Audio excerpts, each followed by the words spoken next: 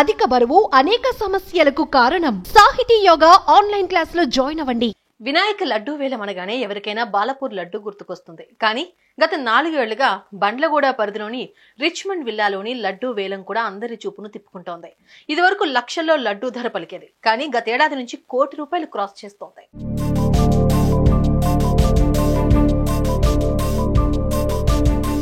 గణేష్ ఉత్సవాల్లో లడ్డూ వేలానికి ప్రత్యేకత ఉంది. లంబోదరుడితో పాటు నవరాత్రులు పూజలు అందుకున్న లడ్డూని భక్తులు విశేషంగా భావిస్తారు. దానిని దక్కించుకోవడానికి ఎంతైనా వెచ్చిస్తూ ఉంటారు. ఇందులో భాగంగా హైదరాబాద్ బండ్లగూడ జాగీర్లోని కీర్తి రిచ్మండ్ విల్లాస్ లో నిర్వహించిన లడ్డూ వేలం పాట రికార్డు సృష్టించింది.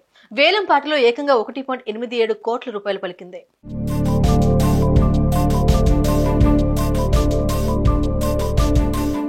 ఎక్కడైనా ఒకరిద్దరు కలిసి లడ్డూ వేలంలో పాల్గొంటారు. కానీ కీర్తి రిచ్మండ్ విల్లాలో నిర్వహించిన లడ్డూ వేలంలో కమ్యూనిటీ మొత్తం పాల్గొంటుంది. అందరూ కలిసి గణపతి లడ్డూను కొంటారు. అలా ఈసారి ఏకంగా ₹1,87,00,000కు లడ్డూను సొంతం చేసుకున్నారు. గతంలో కూడా ఇక్కడ రికార్డు స్థాయిలో లడ్డూ అమ్ముడుపోయింది. గతేడాది ₹1,26,00,000కు ఇక్కడ లడ్డూ వేలంలో సొంతం చేసుకున్నారు. ఇప్పుడు వాళ్ల రికార్డు వాళ్లే బ్రేక్ చేసుకుని వార్తల్లో నిలిచారు.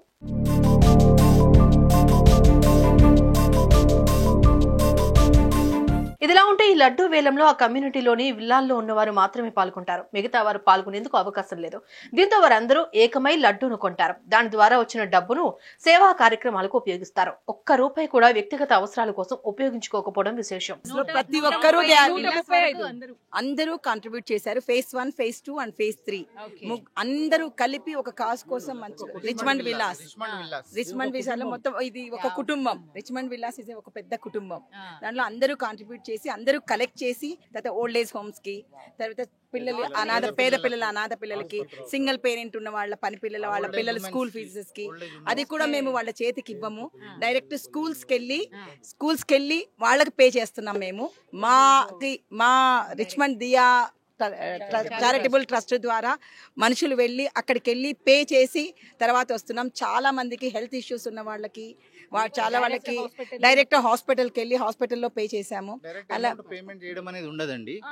ఎక్కడికి ఎవరు అవసరం ఉందో ఏ అవసరం ఉందో చూసుకుని అక్కడే పేమెంట్ చేయడం జరుగుతుంది. పేమెంట్ అంతా అందరూ షేర్ చేసుకుంటాము. దీనికి ఒక కమిటీ ఉంది సెపరేట్ గా, వాళ్ళు చూసుకుంటారు.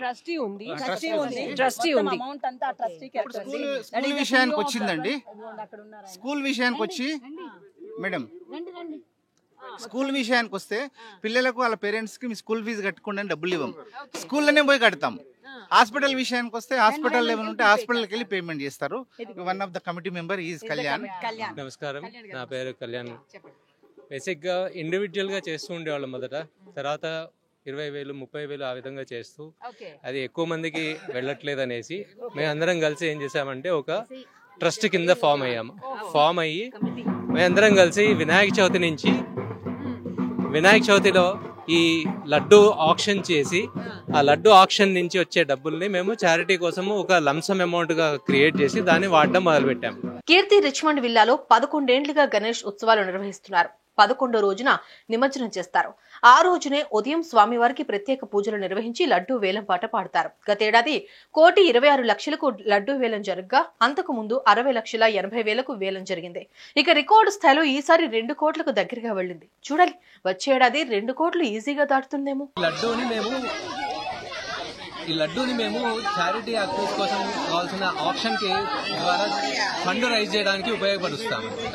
ఈ లడ్డూని మేము అందరం కలిసి పంచుకొని దాన్ని వాడతాం. అందరూ పంచుకొని ఆ ప్రసాదాన్ని స్వీకరిస్తాం.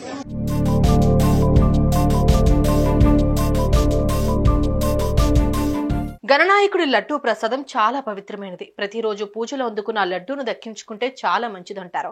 అందుకే వేలం వేస్తారు.